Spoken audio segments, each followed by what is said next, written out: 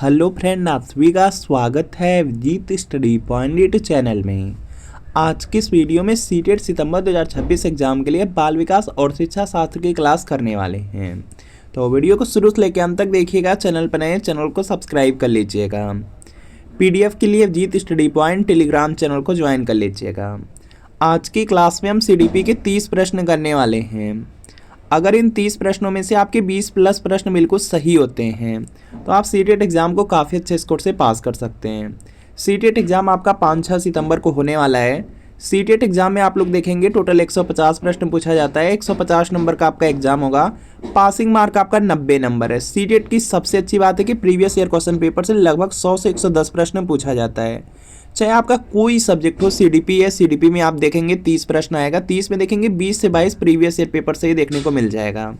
इसी तरीके से लैंग्वेज है, लैंग्वेज में हिंदी, संस्कृत, इंग्लिश, उर्दू, मराठी, कोई लैंग्वेज हो, 30 में देखेंगे लगभग 20 से 22 प्रश्न प्रीवियस ईयर पेपर से। इसी तरीके से आपका सोशल साइंस है, मैथ साइंस है और आपका यहाँ पे प्राइमरी का ईवीएस में है तो उसमें भी देखेंगे 60 प्रश्न आता है 40 से 42 प्रीवियस ईयर पेपर से। तो आप लोग सीटेट सितंबर 2026 के लिए प्रीवियस ईयर पेपर ले सकते हैं। या सोशल साइंस का क्लास 6 to 8 का पेपर सेकंड है। बिल्कुल इसी तरीके से मैथ साइंस का मिल जाएगा, प्राइमरी चाहेंगे प्राइमरी का मिल जाएगा। इसमें जून 2011 से फरवरी 2026 तक आज तक सीटेट में जितना पेपर हुआ सबका सब पेपर मिलेगा। आंसर की के साथ एक्सप्लेनेशन, सॉल्यूशन, व्याख्या के साथ मिलेगा। सारे सब्जेक्ट रहेंगे CDP, social science, Hindi, Sanskrit, English, math science, EVS. तो यहाँ पे व्हाट्सएप नंबर दिया गया है, इसी व्हाट्सएप नंबर पर लिखना है सीटेट प्रीवियस ईयर पेपर।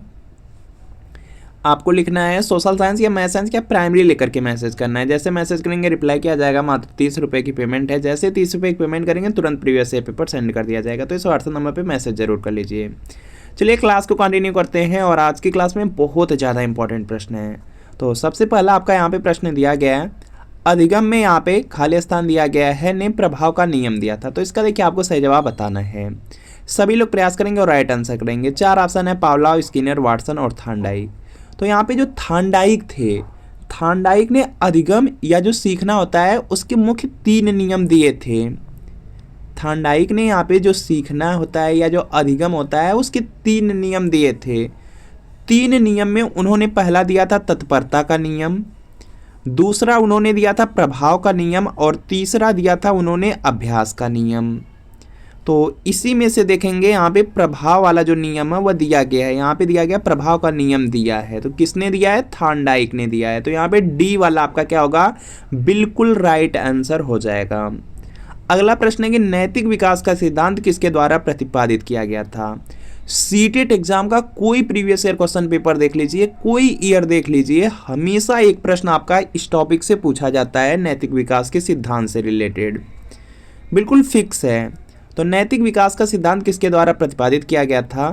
तो इसका सही यहाँ पे जो आंसर है यह हो जाएगा आपका यहाँ से लॉरेंस कोहलबर्ग। ऑप्शन नंबर जो बी वाला है, बी वाला बिल्कुल राइट आंसर हो जाएगा। जहां भी आपको नैतिक विकास के सिद्धांत से रिलेटेड प्रश्न मिले या नैतिक तर्कड़ा से रिलेटेड प्रश्न मिले तो उसका आंसर लॉरेंस कोहलबर्ग है। यह पॉइंट याद रखेंगे। और एक प्रश्न फिक्स है तो बी वाला आपका राइट आंसर है। अगला है कि शिशु का जो अधिकांश व्यवहार है वह आधारित होता है। तो इसका देखिए आपको सही जवाब करना है। यहाँ पर देखेंगे आपको इसका आंसर करना है। चारों ऑप्शन आप इन लोग एक बार पढ़ लेंगे उसके बाद आंसर करेंगे। तो यहाँ पे इसका राइट आंसर हो जाएगा शिशु का जो अधिकांश व्यवहार होता है वह उसकी जो मूल प्रवृत्ति होती है, मूल प्रवृत्ति पर आधारित होता है। मूल प्रवृत्ति का मतलब हो गया जैसे रोना, हंसना, ये सब क्या है? मूल प्रवृत्ति है। तो यहाँ पे क्या होगा? ए वाला आपका राइट आंसर हो जाएगा। शिशु का जो अधिकांश व्यवहार है वह मूल प्रवृत्ति पर आधारित होता है। तो ये वाला राइट आंसर है। बच्चों के बौद्धिक विकास के 4 सुस्पष्ट स्तरों को पहचाना गया था। तो इसका देखिए आपको सही जवाब करना है। सभी लोग प्रयास करेंगे और राइट आंसर करेंगे। बच्चों के यहाँ पे जो बौद्धिक विकास है या विकास के जो 4 स्तर हैं उसकी जो बात किया गया है, या आप लोग सुने होंगे संज्ञानात्मक विकास का सिद्धांत। जो संज्ञानात्मक विकास का सिद्धांत है उसको किसने दिया है? उसको दिए हैं जीन पियाजे ने दिया था। जीन पियाजे द्वारा यहाँ पे दिया गया है। तो यहाँ पे क्या होगा? डी वाला बिल्कुल राइट आंसर है। बौद्धिक विकास का यहाँ पे बौद्धिक विकास का यहाँ पे 4 सुस्पष्ट स्तर कहा जाए या संज्ञानात्मक विकास का सिद्धांत कहा जाए या संज्ञानात्मक विकास के जो 4 सिद्धांत है उसकी बात किया जाए, उसमें यही 4 स्तर आते हैं। जैसे जिसमें इसमें आता है पहला संवेदी गामक अवस्था, जो कि आप लोग पढ़े होंगे। संवेदी गामक अवस्था आता है और संवेदी गामक अवस्था होता है 0 से लेकर 2 वर्ष। 0 से लेके 2 वर्ष, या तो आपका जन्म से लेकर 2 वर्ष इसको बोला जाता है। उसके बाद आता है पूर्व संक्रियात्मक अवस्था आता है, पूर्व संक्रियात्मक अवस्था आता है जो कि 2 से 7 वर्ष तक चलता है, तो इसको भी याद रखना है।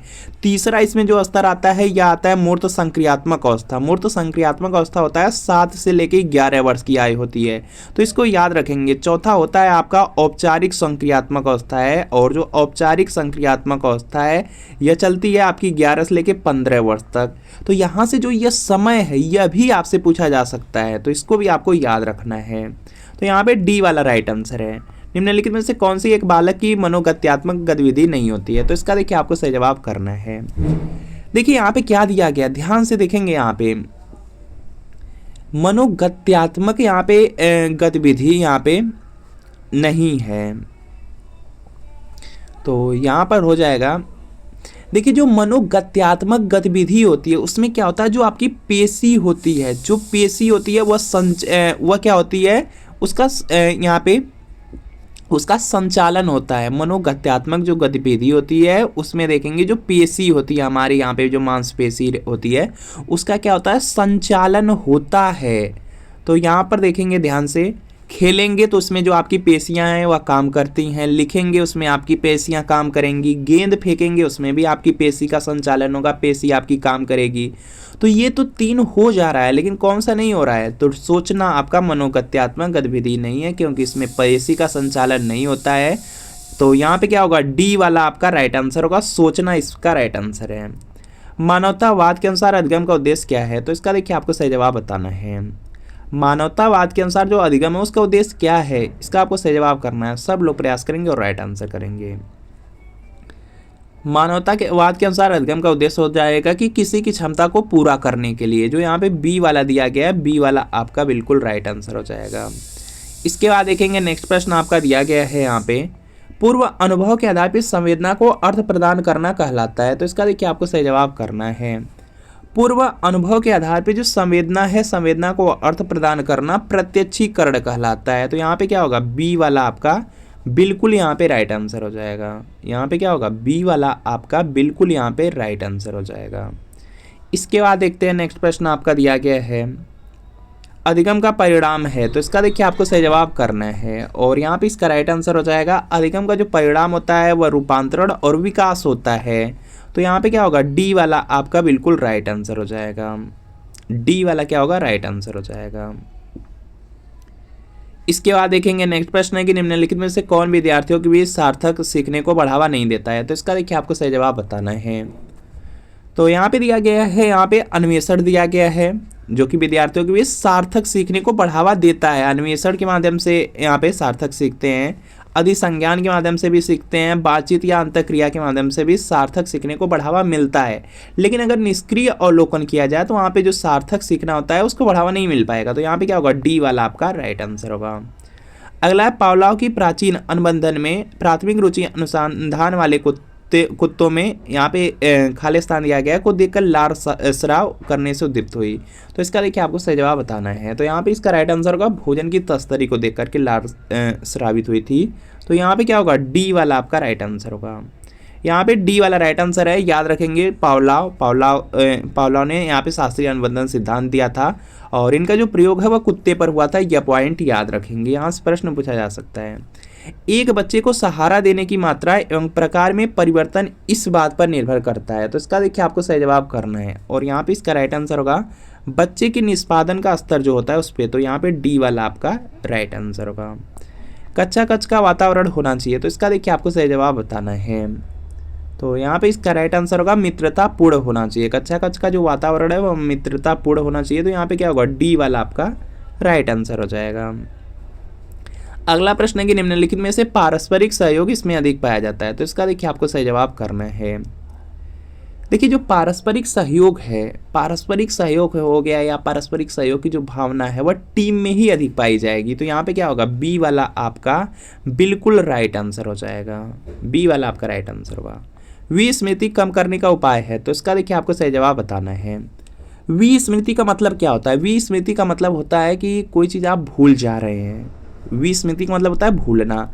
अगर किसी भी चीज़ को भूलना कम करना है तो क्या करेंगे, सीखने में कमी कर देंगे तो यह तो गलत हो जाएगा। सीखने की त्रुटिपूर्ण विधि रहेगी तो यह भी आपका गलत है, क्योंकि इससे तो और आपकी विस्मृति होगी। अगर स्मरण करने में आप कम ध्यान दे रहे हैं, कुछ भी याद करने में बहुत कम ध्यान दे रहे हैं, तब भी आपका विस्मृति होगा। विस्मृति को आपको कम करना है। कम करने के लिए कोई भी पाठ है उसकी क्या करनी होगी, पुनरावृत्ति करनी होगी। कोई भी पाठ है या कुछ भी पढ़े हैं उसको बार बार आपको दोहराना होगा, तो इससे क्या होगा कि भूलना कम होगा। तो यहाँ पे क्या होगा, सी वाला आपका राइट आंसर होगा। अगला है बच्चों के सामाजिक विकास में किसका विशेष महत्व है। तो इसका देखिए आपको सही जवाब करना है, खेल का या बाल साहित्य का या दिनचर्या के या संचार माध्यम का। तो देखिए बच्चों का जब सामाजिक विकास होता है, सामाजिक विकास के लिए जो खेल है, खेल भी बहुत ज़्यादा जरूरी है। तो यहाँ पे क्या होगा, आपका ऑप्शन नंबर यहाँ पे बी ए वाला राइट आंसर होगा। ए वाला राइट आंसर है। खेल विधि द्वारा होता क्या है, खेल विधि के द्वारा देखेंगे जो बालक की मूल प्रवृत्ति होती है, मूल प्रवृत्ति का विकास होता है। और तो यहाँ पे क्या होगा, ए वाला राइट आंसर हो जाएगा। और इससे जब मूल प्रवृत्ति का विकास होता है तो उससे देखेंगे जो समायोजन वाली क्षमता है उसमें वृद्धि होती है, और जो सामाजिक विकास होता है वह सकारात्मक होता है। तो यह याद रखेंगे। अगला है, निम्न में से क्या समावेशी कक्षा में शिक्षक की भूमिका नहीं है। तो इसका देखिए आपको सही जवाब करना है। यहाँ पे दिया गया समावेशी कक्षा में शिक्षक की भूमिका नहीं है, मतलब गलत वाला पूछा जा रहा है। तो यहाँ पर देखेंगे बच्चों की आवश्यकता के अनुरूप बैठने की पर्याप्त व्यवस्था करनी चाहिए। तो समावेशी कक्षा में यह नॉर्मल सी चीज़ें हैं, यह तो करना ही होगा। बच्चों को शिक्षक को बच्चों को प्रोत्साहित करना चाहिए, यह भी सही है। शिक्षक को सीखने में अक्षम को अतिरिक्त समय देना चाहिए, यह भी सही है। यह सब समावेशी कक्षा में शिक्षक की भूमिका के कार्य हैं। लेकिन नहीं वाला पूछा जा रहा है, तो यहाँ पे क्या होगा, बी वाला राइट आंसर हो जाएगा। जो बी वाला दिया गया है कि शिक्षक को निःशक्त बच्चों पर ध्यान नहीं देना चाहिए, जो कि आपका यहाँ पे क्या है, वैसे भी है नेगेटिव के अंतर्गत आता है, नकारात्मक के अंतर्गत आता है, तो यह सही नहीं हो सकता। तो यहाँ पे क्या होगा, बी वाला राइट आंसर होगा। इसके बाद देखते हैं नेक्स्ट है पठन वैकल्य, जिसको डिसलेक्सिया बोलते हैं। बच्चों के प्राथमिक लक्षण क्या हैं। तो इसका देखिए आपको सही जवाब करना है। सब लोग प्रयास करेंगे, राइट आंसर करेंगे। तो यहाँ पे क्या होगा कि पठन वैकल्य, जो आपका डिसलेक्सिया में पठन संबंधी विकार होता है, मतलब पढ़ने संबंधी अक्षमता रहती है, पढ़ने में क्या होती है, कठिनाई होती है। तो यहाँ पे क्या होगा, इसमें हो जाएगा कि धारा प्रवाह में पढ़ने की अक्षमता है। तो यहाँ पे क्या है, ए वाला आपका राइट आंसर हो जाएगा। जैसे वर्णमाला हो गया, वर्णमाला को पढ़ने में उनको कठिनाई होती है, पढ़ते समय जो स्वर वर्णों का लोप होता है उसमें प्रॉब्लम आती है, और जो अक्षर की ध्वनियाँ रहती हैं उसको सीखने में कठिनाई होती है। तो ये सब जो प्रॉब्लम होती है डिसलेक्सिया के अंतर्गत होती है। तो ए वाला आपका राइट आंसर है। इसके अलावा डिस्ग्राफिया याद रखिए। देखिए जो सीटेट एग्जाम में एक प्रश्न फिक्स है विकार से पूछा जाएगा, या तो डिसलेक्सिया पूछा जाए, या डिस्ग्राफिया पूछा जाए, या डिस्कैलकुलिया पूछा जाए, इन्हीं में से कोई पूछा जाता है। डिसलेक्सिया पूछा जाएगा, पठन संबंधी विकार हो जाएगा। डिस्ग्राफिया पूछा जाएगा, लेखन संबंधी या लिखने संबंधी कठिनाई होती है, इसको याद रखिएगा।